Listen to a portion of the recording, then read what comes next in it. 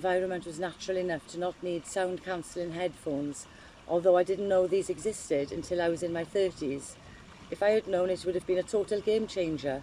If teachers were aware of the signs to look out for, that would have been a game changer too, a life changer.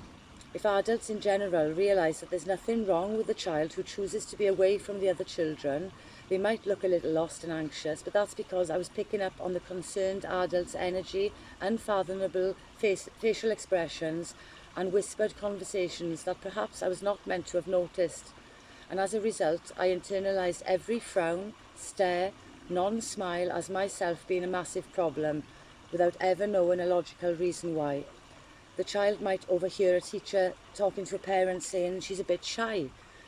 What does that even mean? I'm not sure I ever knew what they were saying in the whole, but I do know this: being shy was not good, and there was something I needed to get to, where the other children were already at, and the adults needed to get me there. Well, I'm 46 years old now, and I'm nowhere near where they are, and I'm relieved about that. I've been told by adults my whole life that I'm too shy and not confident enough. I didn't understand playtime at school. Even 4 to 6 children around the sandpit was too much for me. Elbows touching me and overexcitable children erratically throwing sand everywhere made me anxious, and like my needs were being ignored. I could not pinpoint what anxious meant as a child, and I did not know I had emotional needs, which were important. What child does? But I knew I didn't like it, and maybe because my face was neutral expression or lack of expression most of the time, the teachers must have thought that was normal. Who knows? They should have seen my facial expressions when I played with the Lego, but no adult saw that. They were just happy I was quiet and in one place. If I had the sandpit all to myself with no one around, I would have liked that, or with one other child who was not boisterous. I might have liked that too. Nursery was good and bad, and so was infants class. I was quiet and a submissive child, not a bossy, loud leader. I loved touching the tree bark and feeling the texture of nature and getting lost in wonder, but soon would be disturbed abruptly by the loud school bell, or by the dinner lady shouting, or by a child doing something too busy. I often wonder, as an adult, if we, quiet, shy children, were left alone to discover the awesomeness of our own limitless imagination and what ideas we could have discovered, what realizations were our own realize we would have learned, but we are never undisturbed long enough to find out. Keeping our nervous systems in a heightened state, which led to internal emotional roller coasters or implosions, which were not detected by others until that straw that broke the camel's back. That daft saying that because I literally felt like the straw. Oh my goodness. Hang on, I don't know what I'm saying here. I wrote this a year and a half ago, and I've not even read it once before reading it to you guys. It's a daft saying, okay. It's a daft saying that neurotypical adults would say, and they'd call petty or out of the blue. They never saw the build-up over minutes, hours, days, weeks, months, years, only the explosion or the meltdown when forced to put on an itchy dress or restricting pair of tights, or when a bit of baked bean juice was touching a chip on my plate. I might have screamed the house down. If an ABA therapist, was taking notes, judging my behaviour then, I might have been sent to a psychiatrist who would have tried to work out why I could not bear bean juice on my plate. However, it would have been a build-up of the unspoken struggles every day until I could not contain the overwhelm of emotions anymore. It would have been the shouty teachers and the very strict dinner lady and the mound of lumpy mashed potato piled up on my plate at school. My body and brain would have oppressed itself every time I wanted to run away, scream, put my hands over my ears, but I didn't. I couldn't. I was frozen like a fawn inside, constantly having heart implosions, which are the opposite of having heart explosions, like when you really like somebody. The opposite of having a heart explosion feels heavy, like an energetic punch in the chest. It affects the way you hold yourself. It affects your ability to retain information and results in brain fog. It affects your processing abilities in social encounters and your processing time, which is dangerous. to not show facial expressions which could indicate these internal challenges to a teacher, or to not move out of paralysing fear of being shouted at or have attention drawn to me, is what we call masking. Faking it till we make it, until the end of the day, until break time, until you're an adult suffering burnout from your whole life. A masking child can hold it all to a certain degree, but the inevitable will happen.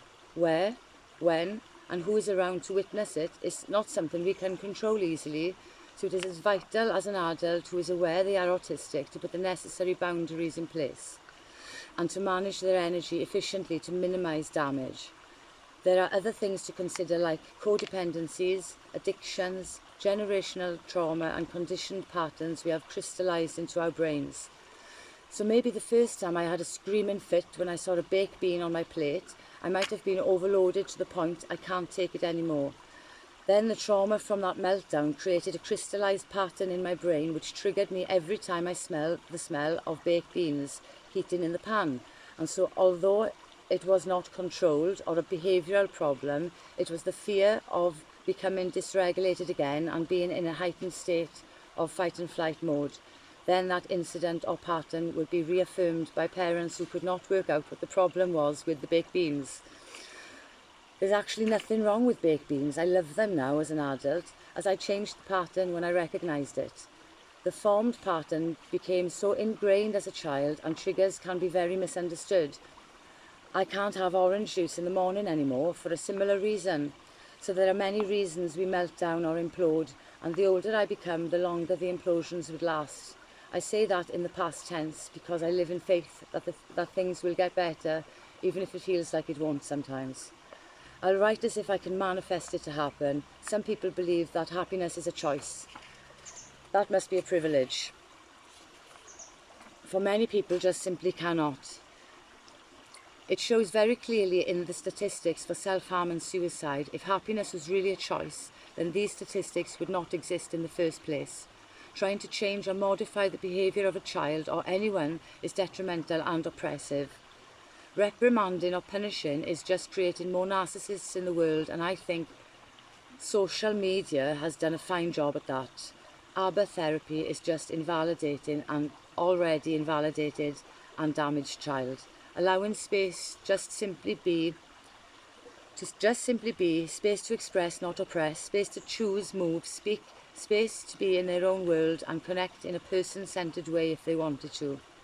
There are so many ways we can connect with an autistic person without patronising them to the point of them wanting to harm themselves.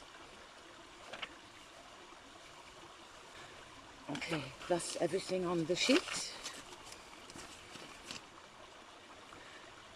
Yeah, do you remember Farmers in the Den? The teacher would pick the farmer, which was normally the loudest, the squeakiest wheel gets the oil. I'll be the farmer. It was never me. I didn't want to be the farmer. So they choose the farmer, and then the farmer would be really excited because he wants to choose his favourite girl in the class to be the wife. So she's like, pick me, like the donkey of Shrek. And then the wife wants a child, so she picks a bestie, another, confident, outspoken child, and I'm just dying, wanting the floor to swallow me, thinking, oh, please don't pick me, please, no. And it was always the bone. It was the farmer has a wife, the wife has a child, the child has a dog, and the dog has a bone, and then the bone goes in the middle, and I've been chosen to be the bone. And then all the children come in the middle, we all tap the bone, and all these hands, like about 20 kids, tapping your head. That was, I don't know, it felt like, what's that, linguistic, neuro, I don't know, it just felt like he was doing something. You tell me, who knows, but it was very overwhelming, and oranges and lemons, and they had to do that, off with the head, and then you chop the ring-a-ring-a-ro. It's all very negative, isn't it? And then ingraining the time to eat. It's just, yeah, and Simon says, put your hands on your heads. So conditioning us to do as we're told all the time. Even if an adult says to do something that's detrimental, we might automatically do it because we've taken the words literally, and they echo in our brain for days, maybe weeks, years, who knows. It depends what it is, and it depends if you've got an environment of healing. So thank you for listening, and I look forward to writing more. I haven't done this for ages, so please excuse the mistakes, and if you like the content, please let me know and I'll be inspired to do some more, because I've got so much more to say. Alright, thank you for listening. Take care. Bye.